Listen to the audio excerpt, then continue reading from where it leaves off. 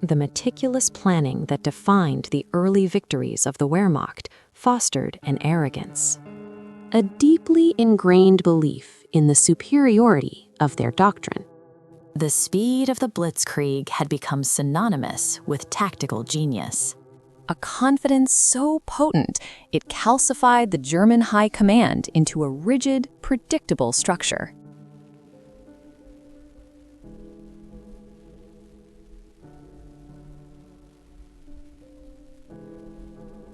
Viewing war as a set of logical engineering challenges to be solved efficiently, they held an unshakable faith in defensive physics, convinced that properly placed concrete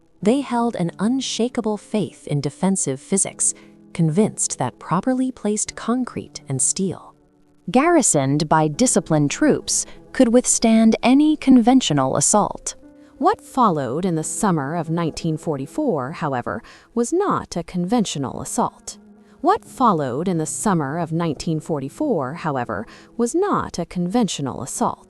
It was a methodical fracturing of those fundamental assumptions, a series of asymmetric shocks that blended engineering marvels with psychological warfare, rendering German foresight utterly useless. The resulting analysis details how Allied tactical ingenuity repeatedly fractured the rigid planning of the Wehrmacht High Command, shattering the brittle confidence built on years of Blitzkrieg success. The initial tactical shock arrived not in the visceral, immediate chaos of the opening salvos on Omaha Beach, but in the rapid, silent materialization of fully functioning deep-water ports where the ebb and flow of the tide had ruled just days before. This was the logistical audacity of the Mulberry harbors, an undertaking that, even viewed retrospectively, seems to defy the limits of industrial output and maritime capability. German intelligence had deemed sustained resupply across an open beachhead directly exposed to the tempestuous winds and currents of the English Channel. An absolute impossibility. The doctrine dictated that a major invasion could only be sustained through the capture of an existing intact port, Cherbourg or Le Havre. The Atlantic Wall, therefore, was designed primarily to hold the line until crucial ports could be fortified and rendered impassable. Imagine the scene through the lens of a German reconnaissance pilot on the 8th of June, peering down through the patchy, clearing smoke onto the Normandy coastline. Instead of crippled landing craft and disorganized supplies piled precariously in the surf zone, he witnesses immense, geometric shapes of concrete forming a protective basin. These were the gigantic, prefabricated caissons, known as Phoenix units, structures weighing thousands of tons, built secretly in estuaries across England, towed across the channel at a torturous crawl, and then deliberately scuttled in precise positions to form breakwaters. The sensory details of the Mulberry deployment were staggering. The deep, grinding friction of the concrete sections settling into the seabed, the continuous, low thrum of the dredging machinery. The rhythmic hammering as steel pontoons, the famous lobe units, were floated into place to act as pier roadways. These piers, stretching over a mile into the sheltered water, rose and fell with the tide, ensuring continuous unloading operations regardless of the channel's temperament. For the Axis commanders receiving these early, bewildered reports, the news registered not merely as an engineering feat, but as a violation of physical law, a fundamental tenet of their defensive strategy. The necessity of capturing a port had been instantly negated. The Atlantic Wall, built upon this strategic premise, became a heavily fortified facade protecting nothing but open sand. The shock of the Mulberries was the shock of instant obsolescence. It forced the Wehrmacht High Command to accept that the enemy possessed a material superiority matched only by a capacity for conceptual secrecy that they themselves could never match. They were perpetually a step behind, unable to react to a threat they literally could not conceive. Complementing this logistical coup was the terrifying effectiveness of a menagerie of specialized armor known collectively as Hobart's Funnies. These machines were the brainchild of Major General Percy Hobart, a revolutionary who understood that standard tanks were inherently unsuited for the hellscape of the fortified beach defenses. The mines, the wire, the anti-tank ditches, and the concrete pillboxes. For the young Axis gunners peering out of their embrasures on D-Day, the sight of these specialized assault vehicles emerging from the surf was bewildering and terrifying. They did not conform to the expected silhouette of the enemy tank. Instead, they were witnessing the sudden arrival of mechanical nightmares. Consider the crab flail tank. It advanced inexorably, churning the damp sand, a large rotating drum mounted on the front, trailing heavy steel chains that whipped the ground at hundreds of revolutions per minute. The noise was deafening, a continuous metallic roar, coupled with the sharp cracking reports of detonating mines. The German belief in the invisible, patient lethality of their minefields, the S-mines, the Teller mines, was shattered instantly by the sheer kinetic violence of the flails. Axis anti-tank crews were confronted with a tactical dilemma. Do you engage the flail tank, which is neutralizing the mines that protect your position? Or do you reserve fire for the standard infantry tanks following closely behind? The psychological impact of watching tons of meticulously placed explosives being rendered harmless by a simple, brutal mechanical action was profound. It suggested an enemy that had foreseen every countermeasure and engineered a violent, custom-built solution for each. More ominous still were the Churchill crocodiles. These flamethrower tanks were perhaps the most visually and sensorially shocking weapon employed in the initial assault wave. A crocodile was fundamentally an armored infantry tank towing a massive armored two-wheeled trailer. This trailer contained 400 gallons of highly pressurized, viscous napalm fuel. Upon reaching a pillbox or fortified strongpoint, the crew would unleash a torrent of fire. This liquid stream of incandescent fury was capable of projecting flame over 100 yards. The scene was one of unparalleled intensity. The deep, guttural whoosh as the highly pressurized fuel ignited, the sudden blinding flash of orange and yellow light. This was followed by thick, oily black smoke that stained the sky and hung heavy on the air. The resulting heat was intense and immediate, radiating outwards. It warped the metal of the pillbox doors and instantly incinerated any flammable material. German soldiers trapped inside these concrete bunkers were not killed by explosion or shrapnel. They were cooked alive by the sustained, agonizing heat, or asphyxiated by the rapid consumption of oxygen. The crocodiles confused the defensive hierarchy regarding which target to prioritize, the main gun of a conventional tank or the terrifying fire-breathing machine that promised total annihilation and absolute terror if it closed the distance. The psychological cost of facing the funnies introduced a level of chaos and fear into the German defensive lines. No amount of drill or discipline could overcome this terror. The rigid doctrinal defense was suddenly being assaulted by specialized tools of destruction, each one tailored for a specific, painful failure point. As the Allies struggled to break out from the narrow beachheads, the Wehrmacht High Command faced an even more insidious shock that was entirely psychological. This was the phantom presence of General George S. Patton. The deception orchestrated by Operation Fortitude South represented a masterful blend of Hollywood theatrics and sophisticated radio engineering. It also involved meticulous psychological profiling of the German leadership. German military intelligence, the Abwehr, knew Patton. They understood his reputation for aggression and his insistence on rapid, armored thrusts. they also knew his perceived preference for the most direct route. Therefore, pinning down the general near Dover, across the narrowest point of the channel, Pas-de-Calais, made perfect, terrifying sense to them.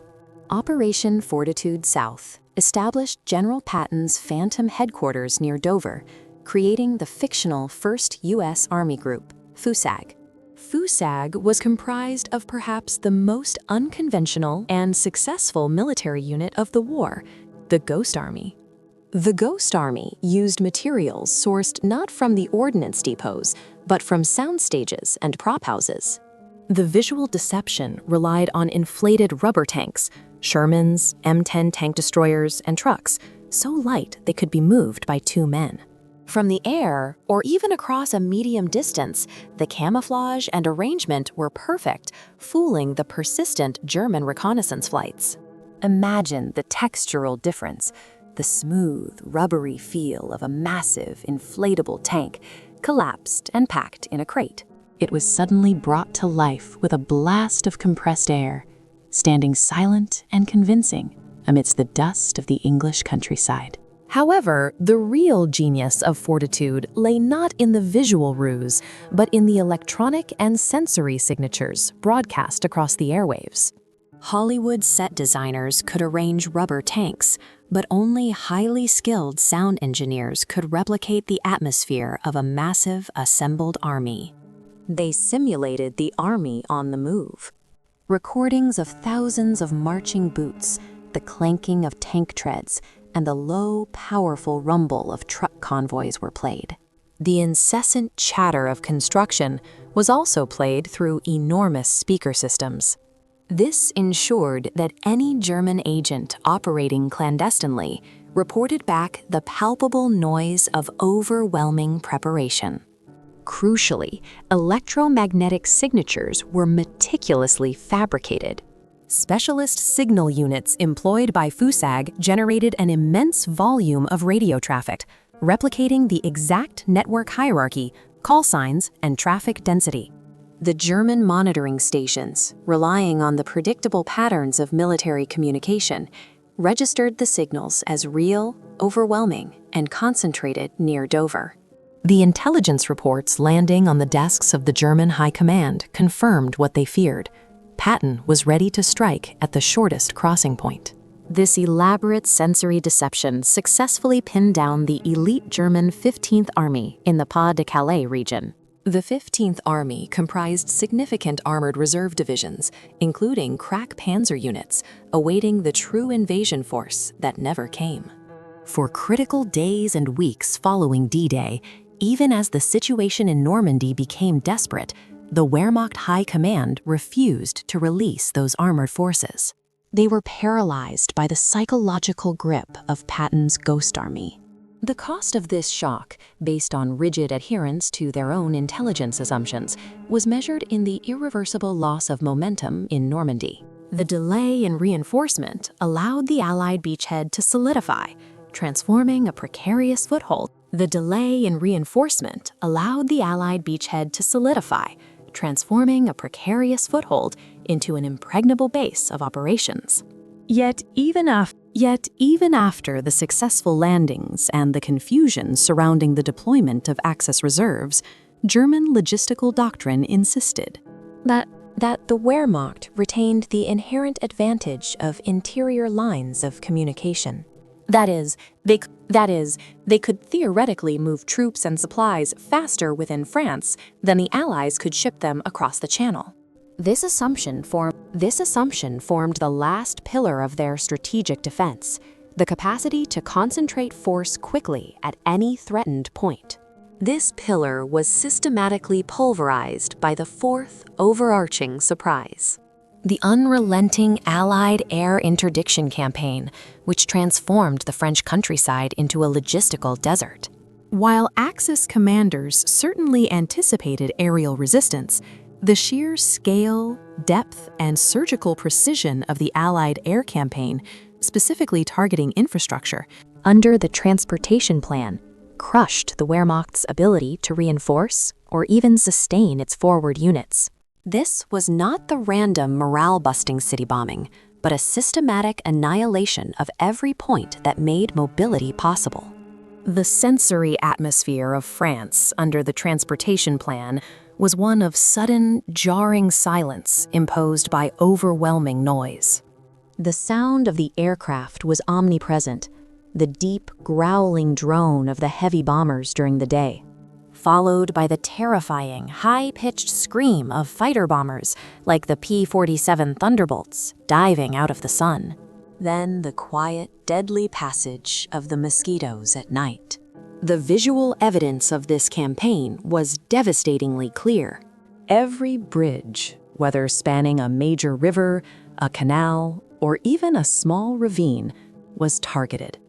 Imagine the scene: twisted, blackened steel girders hanging like abstract sculptures over rushing water.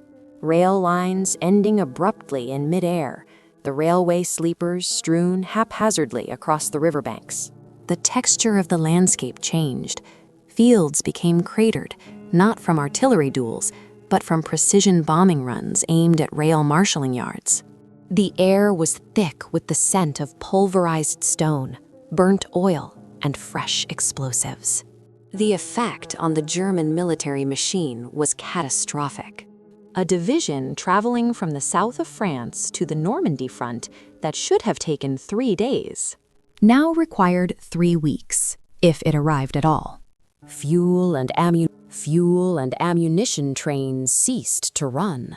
They were replaced by disorganized, slow-moving convoys of trucks forced onto secondary roads, only to be instantly spotted and savaged by the omnipresent Allied fighter bombers, nicknamed Jabo by the German troops. The German armored divisions, the vaunted panzer units, were uniquely vulnerable. A panzer division requires hundreds of tons of fuel and ammunition daily, and its tanks cannot simply traverse the country off-road without catastrophic mechanical breakdown. Unable to use the rail network and unable to move large formations by road without being immediately destroyed. The panzer divisions were effectively immobilized reserves, starving in staging areas far from the front. German situation maps, once clean diagrams of organized lines and planned movements, became a confusing jumble of arrows that stopped and started randomly, reflecting divisions stuck in endless cycles of delay and attack.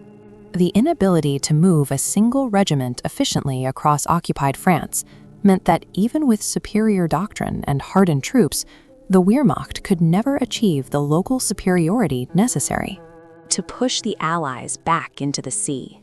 The surprise of the air interdiction was the shock of total logistical suffocation, a slow, systematic murder of mobility that paralyzed the entire Axis response structure. These 4 specific examples, the mulberries, the funnies, the fortitude deception, and the total air interdiction, were not isolated events. They were components of a single, asymmetrical assault designed to exploit the very organizational rigidity that the Wehrmacht cherished. The final, overarching surprise was the cumulative effect of these asymmetric shocks, which forced Axis commanders into a continuous state of reactive defense, hemorrhaging resources and momentum across the Western Front. The Germans excelled at finding logical solutions to predictable tactical problems. They had designed defenses for conventional siege warfare, expected standard tank battles, and planned for organized counterattacks supported by reliable supply chains. The Allied approach, however, introduced chaos into every logical step of the German decision-making cycle. Every decision made by the Wehrmacht High Command was contaminated by doubt. Was the assault at this point real, or another fortitude-style feint? Can we commit the panzer reserves, or must we hold them against the imminent threat from Dover? Can we expect the necessary fuel to arrive, or will the tanks be stranded mid-journey?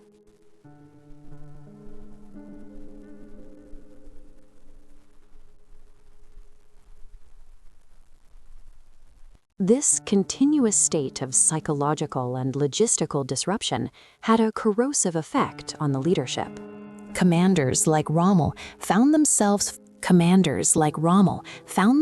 fighting an invisible enemy, a ghost army, a phantom supply line, and engineering that defied logic. The atmosphere in the command bunkers shifted from calculated confidence to exhausted frustration. The texture of their work changed from charting rapid advances to constantly recalculating the impossibility of resupply. And the demoralization of units arriving at the front days late and half-starved for ammunition. The Allied planners understood that the Wehrmacht's strength was also its greatest weakness, its absolute reliance on hierarchy, predictable communication, and efficient logistics. By simultaneously neutralizing the physical environment, bridges, rail lines, and the psychological environment, Patton's presence, the terrifying new weapons, the Allies managed to seize the initiative. And, crucially, maintain it. The 5 tactical surprises, engineering marvels, specialized armor, deep cover deception, and total aerial dominance collectively produced a shockwave that went beyond physical destruction. They shattered the confidence of the German military machine. They proved that the years of blitzkrieg success had merely taught the Allies how to fight an entirely new kind of war. A hybrid conflict where logistics, engineering, and the manipulation of enemy expectation became weapons as potent as the largest cannon. The Wehrmacht, designed for decisive, rapid movement, was rendered immobile and paranoid. Struggling against an enemy that fought not only on land and sea, but also in the minds of its highest-ranking generals. This operational paralysis was the true secret to the Allied success in France, leading inexorably to the collapse of the Western Front and the irreversible defeat of the German Reich.